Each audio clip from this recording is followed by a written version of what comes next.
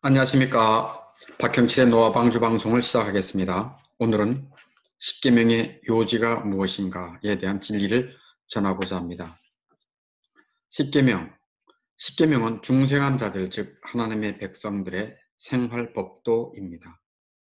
하나님은 온 우주의 왕이시고 영원한 왕이십니다. 그 나라의 백성된 자들은 그 나라에 멋진 법이 있는데 그것이 십계명입니다. 그 법을 잘 지켜 행할 때 하나님은 너무 좋아하시지요. 그래서 자기 백성에게 복을 주시고 번성케 하시고 강건하게 하십니다. 하나님은 자기 백성에게 무리한 일을 조금도 명령하지 않습니다. 굉장히 멋진 분이시죠? 또 하나님은 자기 백성에게 유익한 일이 아니면 아무것도 명령하지 않습니다. 신명기 10장 12절 13절에 그 사실이 있습니다. 이스라엘아, 내 하나님 여호와께서 내게 요구하시는 것이 무엇이냐? 곧 내 하나님 여호와를 경외하여 그의 모든 도를 행하고 그를 사랑하며 마음을 다하고 뜻을 다하여 내 하나님 여호와를 섬기고 내가 오늘 내 행복을 위하여 너의 유익, 너의 행복을 위해서 내가 내게 명하는 여호와의 규례와 명령과 규례를 지킬 것이 아니냐라고 말씀합니다. 왜 계명을 지키라고 하신다고요? 네, 자기 백성에게 유익이 되고 복이 되기 때문입니다. 하나님이 자기 백성을 사랑하시기 때문에 주시는 계명입니다. 이 땅에서 악한 정권은 악하게 법을 만들어서 백성을 괴롭히지만 하나님은 선하십니다. 사랑이십니다. 그래서 하나님이 주신 계명, 율법, 법은 하나님의 사랑이 스며 있습니다. 그 하나님의 계명에 순종하면 잃을 것이 하나도 없습니다. 다시 한번 말씀드릴게요. 그 하나님의 계명에 순종하면 잃어버릴 것이 하나도 없습니다. 그런데 왜 사람들이 순종하지 않을까요? 네, 믿음이 없기 때문입니다. 하나님을 믿지 않기 때문에 순종하지 않는 것입니다. 그렇다면 하나님의 백성이 누구인가요? 진정한 믿음의 사람입니다. 그러면 하나님의 백성 무엇을 믿어야 한다고 성경은 말하는가요? 네, 웨스트민스터 소결이 제1문에서 38문까지 내용에서 믿어야 할 것들을 성경에서 믿어야 할 진리들을 잘 정리해 놓고 있습니다. 오늘은 웨스트민스터 소결이 제1문부터 38문까지를 성부, 성자, 성령 하나님을 중심으로 말씀드리려고 해요. 왜냐하면 구원은 성부, 성자, 성령 하나님이 구원해 주시기 때문에 그렇습니다. 성부 하나님, 성자 예수님, 성령 하나님이 구원하십니다. 온 우주, 온 세상의 유일한 신은 하나님 한 분이십니다. 하나님 한 분이시지만 성부, 성자, 성령, 삼위로 계시는 신비롭고 거룩한 하나님이십니다. 거룩한 하나님이 지으신 세계와 사람은 처음에 깨끗하고 아름다웠습니다. 그러나 하나님의 크신 은혜를 망각한 아담과 하와는 죄를 범하면서 그 죄가 뭐라고요? 배은망덕, 교만, 거역, 즉 불순종입니다. 그로 인해서 우리가 눈으로 보고 있는 이 현실, 이 세상, 또 텔레비전이나 유튜브를 통해 듣고 보는 이 세상은 악하고 음란하고 미워하고 싸우고 욕심내고 그러다가 병들고 늙어 죽습니다. 늙으면서 허무하다, 허무하다, 인생은 허무하다 생각하면서 왜 죽어가는지도 모르고 죽어갑니다. 하나님이 본래 이런 모습으로 세상과 사람을 만드신 것이 결코 아닙니다. 하나님이 이렇게 더럽고 추하고 고통스러운 세상을 만든 것이 결코 아닙니다. 죄를 지어 타락함으로 부패하게 된 사람과 세상의 모습입니다. 첫째, 성부 하나님은 이렇게 죄와 비참한 인생을 그냥 두셨습니까? 아닙니다. 이들을 구속하기 위해 성자 예수님을 보내주셨습니다. 성자 예수님은 육신을 입고 이 땅에 오셨습니다. 그날을 기억해서 성탄절이 있죠. 이제 곧 성탄절이 가까워집니다. 오늘이 11월 27일이거든요. 그러니까 한 달 채 안 남았네요. 근데 예수님은 이 땅에 오셔서 죽으셨습니다. 구속자로 오셨습니다. 구속이 뭐라고요? 구할 구자, 속전을 낸다. 속전을 내서 종살이하는 자들을 값을 치르고 자유를 주신 것입니다. 사람들이 어떤 종살이인데요? 네, 죄의 종살이, 죽음의 종살이, 허망한 세상의 종살이, 또 영적으로 보면 마귀의 종살입니다. 그들을 살리기 위해 죽으셨습니다. 왜 죽어요? 죄의 값은 죽음이기 때문에 우리 죄값을 치르기 위해 죽으신 것입니다. 그래서 자유와 생명의 삶을 성자 예수님이 다 준비해 두셨습니다. 그러면 성자 예수 그리스도께서 값주고 마련하신 구속에 어떻게 참여합니까? 다시 말해서 어떻게 예수님을 믿을 수 있냐 그런 말입니다. 사람의 결단으로 안 됩니다. 사람의 의지로 안 됩니다. 사람의 이성으로 안 됩니다. 사람의 노력으로 믿을 수 있는 것이 아닙니다. 그러면 어떻게 믿어지나요? 네, 성령 하나님의 감동으로 가능합니다. 그래서 성령의 유효한 부르심이라고 말하죠.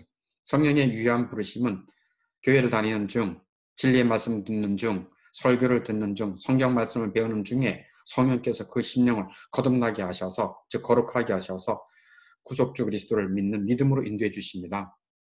데살로니가 후서 3장 12절에 하나님이 처음부터 너희를 택하사, 하나님이 처음에 택해 주셔서 구원이 시작되죠. 그리고 성령의 거룩하게 하심과 진리를 믿음으로, 성령께서 거룩하게 하시고 진리를 믿음으로 구원을 받게 해 주신다는 말씀이에요.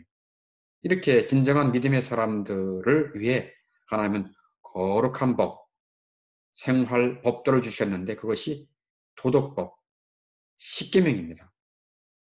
그러면 오늘 십계명의 요지가 무엇인가에 대해서 말씀드린다 그랬죠. 십계명의 요지가 무엇인가? 웨스트민스터 소결이 제42문 답변에 이렇게 요약하고 있습니다. 십계명의 요지는 우리의 마음을 다하고 우리의 목숨을 다하고 뜻을 다하여 주 우리 하나님을 사랑하는 것과 또한 우리의 이웃을 우리 자신처럼 사랑하는 것입니다.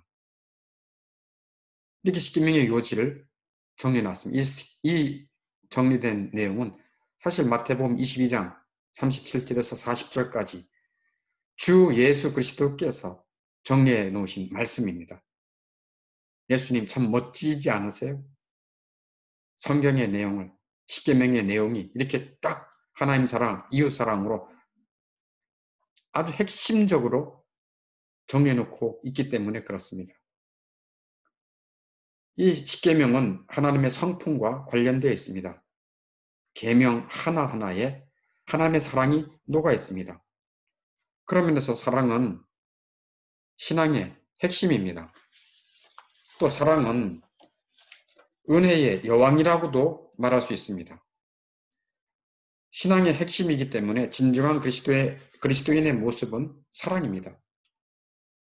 사랑은 구약의 대제사장 아론의 흉패에 달린 보석들처럼 하나님 보시기에 반짝 빛나는 보석이 사랑입니다. 그래서 이 계명을 따라 사랑하는 자들은 하나님을 닮아 거룩하게 됩니다. 십계명을 잘 지키는 수준은 성화의 수준이라고 지난번 강좌에서도 말씀했습니다. 그런데 하나님을 사랑하고 이웃을 내 자신처럼 사랑하는 것 쉽습니까? 그렇게 쉽지 않습니다. 그러면 불가능한 것을 하나님은 요구하시는 것입니까? 그렇지 않겠죠. 사랑하며 사는 것이 불가능하지 않고 가능하며 복된 삶이라는 것을 전하도록 하겠습니다. 그래서 세 가지를 기억하시기 바랍니다. 첫째, 사랑의 선행 조건은 무엇인가? 둘째, 하나님은 왜 사랑을 하라고 하는가? 셋째, 사랑은 어떻게 할 수 있을까? 이 세 가지를 따라서 정리해 보겠습니다. 첫째, 사랑의 선행 조건은 무엇인가? 즉 사랑하려면 선행되어야 할 것이 있다는 말씀입니다. 사랑의 선행 조건은 무엇일까요? 네, 사랑의 선행 조건은 하나님의 사랑에 대한 지식입니다. 즉 하나님에 대한 지식입니다. 하나님이 어떤 분이신가에 대한 지식이 있어야 됩니다. 하나님을 제대로 알아야 합니다. 하나님을 제대로 알지 못하는 사람은 하나님과 사람을 제대로 사랑하지 못합니다. 우리를 사랑하는데? 그렇죠. 부모들이 자기 자식을 사랑하지요. 사랑해서 참 모든 것을 아끼지 않고 헌신적으로 사랑하지요. 또 남녀간에도 서로 사랑하지요. 그런 사랑이 있습니다. 그러나 하나님을 제대로 모르면 사랑한다고는 하지만 참된 사랑을 할 수 없다, 그런 말씀입니다.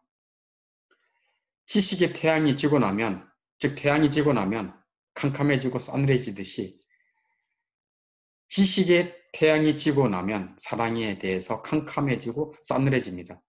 사람의 마음은 따뜻한 사랑이 없는 차가운 돌과 같습니다. 차가운 돌이 따뜻해진다는 것은 낮 동안에 태양이 비추었기 때문입니다. 이와 같이 사람의 마음이 사랑으로 뜨거워진다면 이것은 하나님의 사랑의 태양이 그 사람에게 비추셨기 때문입니다. 즉 하나님에 대한 사랑, 하나님에 대한 사랑, 지식에 대하여 제대로 알고 믿어지기 때문에 그래요. 그래서 하나님을 알고 믿는 자들은 따뜻한 사랑에 온기가 있는 자들입니다. 빛이, 지식의 빛이 빛만 오는 것이 아니라 태양의 따뜻함도 오기 때문에 하나님을 제대로 아는 자는 하나님의 따뜻한 사랑도 그 마음에 오게 됩니다. 하나님의 사랑이 어떻게 나타난 줄 압니까? 하나님의 사랑은 요한일서 4장 9절에 보면 하나님의 사랑이 우리에게 이렇게 나타난 바 되었으니 하나님이 자기의 독생자를 세상에 보내심은 그로 말미암아 우리를 살리려 하심이라.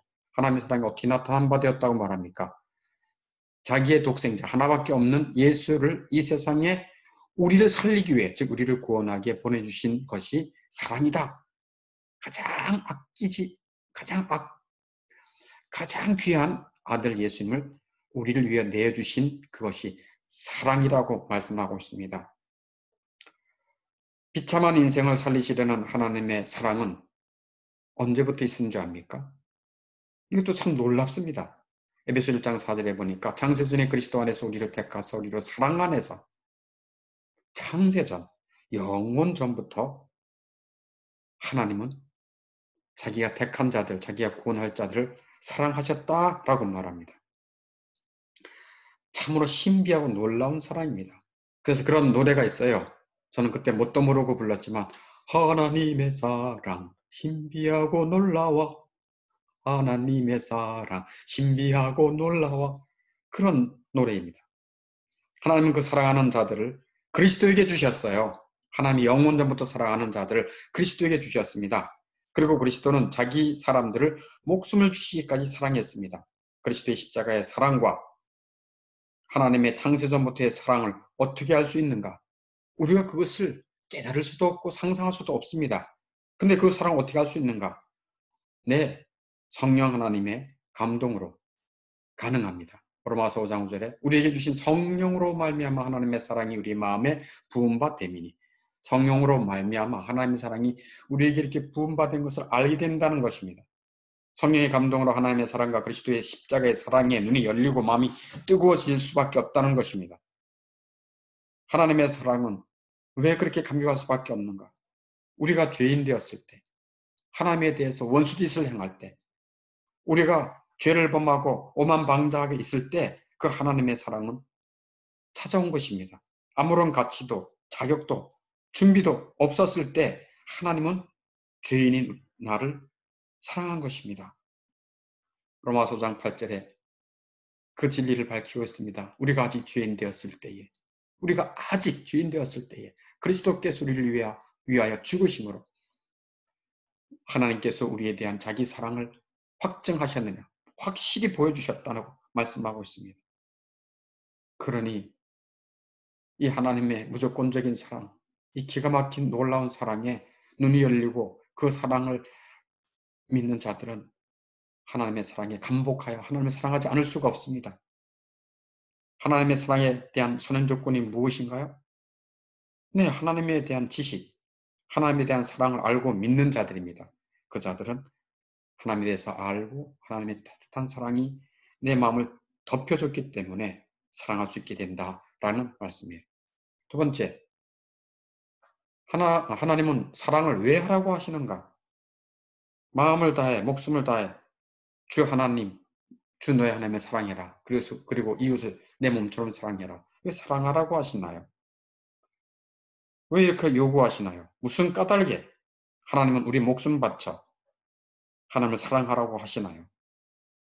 우리의 사랑이 하나님께 무슨 득이라도 됩니까? 그렇지 않습니다. 하나님의 완전하심, 하나님의 완전한 복락에 우리의 사랑은 단 한 푼이라도 보탬이 되는 것은 아닙니다. 하나님은 우리 마음, 우리 목숨이 필요해서가 아니라, 잘 들으세요. 우리의 마음을 보다 복되게 하기 위해서 사랑하라고 하십니다.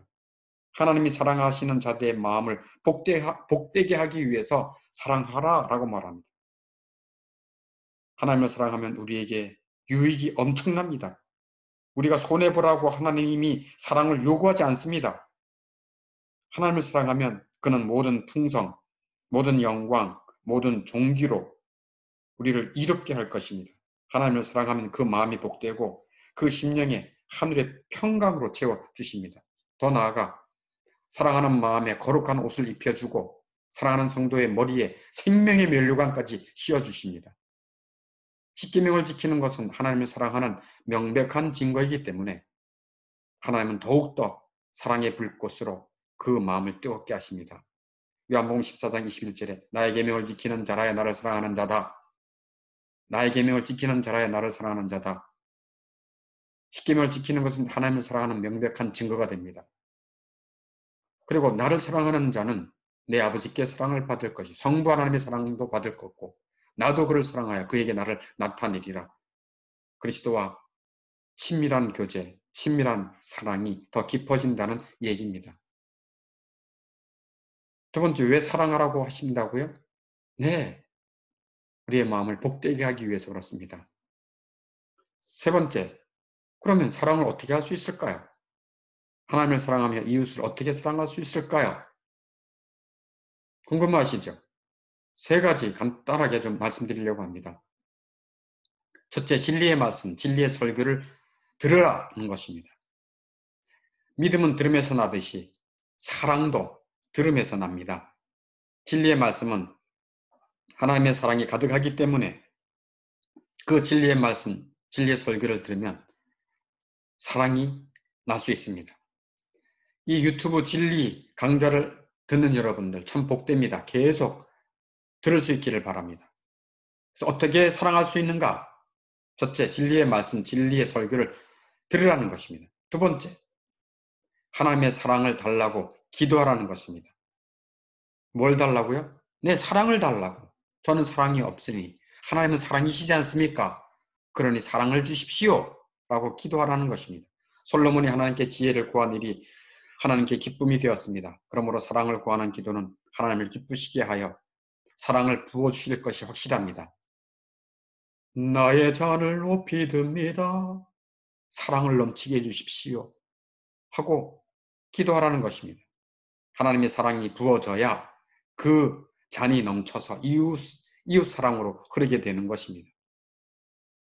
정말 사랑은 말이 쉽지, 사랑해요 말이 쉽지, 정말 사랑은 어려운 일인 것 같습니다.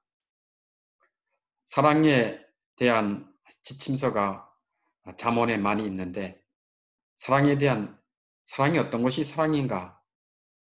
예를 들어서 두 가지를 말씀드리면 사랑은 모든 허물을 가리는 것입니다. 허물을 덮어주는 것입니다. 잠언 10장 12절에 미움은 다툼을 일으켜도 사랑은 모든 허물을 가리우니라. 허물을 덮어주는 것이 사랑입니다. 하나님의 은혜와 하나님의 사랑을 받은 자는 나도 허물 많이 있었는데 하나님이 다 덮어주셨어 라고 하며 내 주변에 있는 사람들의 허물을 들추는 게 아니라 덮어줍니다. 이것이 사랑입니다. 그리고 사랑은 매일 용서하는 것입니다. 예수님이 알려주셨어요. 어떻게? 우리가 우리에게 죄진 자를 사해 준 것 같이 우리 죄를 사하여 주십시오. 날마다 용서하면서 주변에 있는 사람의 허물을 용서하면서 저의 죄도 용서해 주십시오 라고 하라는 것입니다. 예수님이. 그런데 내 힘으로 다른 사람의 허물을 덮을 수가 없어요. 용서도 시키지 않아요. 용서가 나오긴커녕 보복하고 싶고 욕이 나오고 비난이 나오고 어떤 사람은 만나면 억울함을 털어놓고 불평을 하죠. 그래도 안 풀리죠. 그때뿐이죠. 그렇기 때문에 하나님의 사랑을 달라고 기도하라는 것입니다. 하나님은 기도할 때 응답해 주십니다. 좋은 것으로 주신다고 약속해 주셨습니다. 사랑을 주신다고 약속해 주셨습니다. 마지막, 사랑을 어떻게 할 수 있을까? 사랑을 당신의 마음에 계속 불타오르도록 하라. 사랑을 당신의 마음에 계속 불타오르도록 하라는 것입니다. 사랑은 불과 같아 걸핏하면 꺼져버립니다. 뗄감이 없어서 쉽게 꺼져버립니다. 그리고 얼마나 사랑이 쉽게 식어지는지 모릅니다. 그래서 주님은 계시록 2장 4절에 너희 처음 사랑을 버렸느니라. 너희 처음 사랑을 버렸느니라 라고 말씀하고 있습니다. 당신의 체온이 정상적이게 되기 위해서 애쓰듯이 사랑의 열기가 유지되도록 애써야 한다는 것입니다. 사랑의 불이 꺼지려 한다면 어떻게 되겠습니까?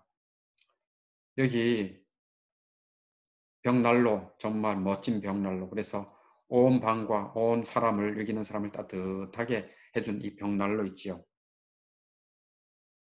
이 벽난로가 꺼지면 어떻게 되겠습니까? 꺼지지 않도록 계속 땔감을 넣어주고 그럴 때 계속 불타오르지요. 사랑의 열기가, 사랑의 불이 계속 불타오르도록, 사랑의 불이 계속 불타오르도록 하려면 어떻게 되겠습니까? 땔감을 계속 집어넣어줘야 돼요. 그렇지 않으면 쉽게 꺼지고 쉽게 식습니다. 그러면 그 땔감이 무엇입니까? 앞에서 말한 두 가지입니다. 진리의 말씀, 진리의 설교가 땔감입니다. 그 말씀을 계속 들어야 됩니다. 왜냐하면 그 진리의 말씀, 진리의 설교에 하나님의 사랑이 스며 있기 때문에 그렇습니다. 또 땔감이 무엇입니까? 기도로 사랑을 구하는 것입니다. 기도로 사랑을 구할 때 성령께서 그 땔감에 기름을 부어서 사랑의 불이 활활 타오르게 합니다. 자, 지금까지 십계명의 요지에 대해서 말씀드렸습니다. 십계명의 요지 무엇일까요? 네, 사랑입니다. 하나님 사랑, 이웃 사랑입니다. 그 사랑은 누가 할 수 있나요? 하나님의 사랑과 그리스도의 사랑을 알고 믿는 자입니다. 태양이 차가운 돌을 따뜻하게 덮여주듯 하나님의 뜨거운 사랑이 차가운 그 사람의 마음을 따뜻하게 하십니다. 그러면 그 따뜻한 사랑으로 사랑할 수 있습니다. 여러분, 이 땅에 살면서 많은 고통이 있습니다. 그 고통 중에 가장 큰 고통이 무엇이겠습니까? 그것은 가까이 있는 사람을 사랑하지 못하고 미워하고 불화하고 불만을 품은 채 못마땅하게 여기는 것입니다. 그렇게 살면 하나님께 영광 돌리지도 못하고 마음의 평강도 없고 위장병, 두통, 신경질로 고통당하게 되겠죠. 여러분, 진리의 말씀을 계속 듣기를 바랍니다. 듣는 중에 성령의 감동으로 하나님과 그리스도의 사랑이 믿어지는 은혜가 있기를 바랍니다. 그래서 사랑하며 살아가는 놀라운 은혜와 마음에 복이 있기를 바랍니다. 그래서 하나님께 영광, 여러분에게는 복, 여러분 옆에 있는 사람들에게도 큰 복이 있기를 바라겠습니다. 노아방주 방송을 마치겠습니다. 다음에 또 만나겠습니다.